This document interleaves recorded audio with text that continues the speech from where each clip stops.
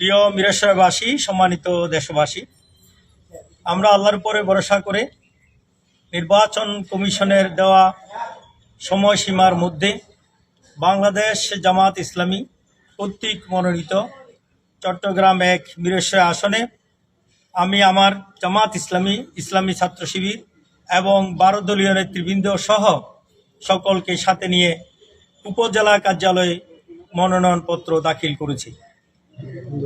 আমরা চাই একটি সুষ্ঠু শান্তিপূর্ণ নির্বাচন, যার মাধ্যমে এদেশের মানুষ তার ভোটাধিকার প্রয়োগ করবে।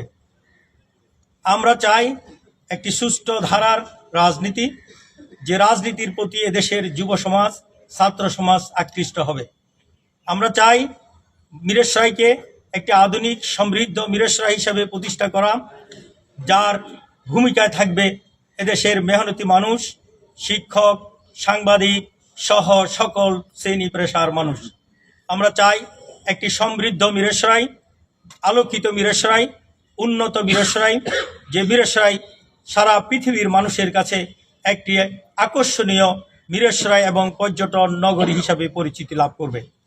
যে মিরসরাই শান্তি শৃঙ্খলা বিঘ্নিত হয়েছে সেটা ফিরে আসবে, নিয়মতান্ত্রিক রাজনীতি চর্চা হবে, আইনের শাসন প্রতিষ্ঠা হবে, এদেশের মানুষ অসহায়ত্ব থেকে মুক্তি পাবে, চুরি ডাকাতি নির্যাতন নিষ্পেষণ অচিরেই মিরসরাই বন্ধ হবে ইনশাআল্লাহ।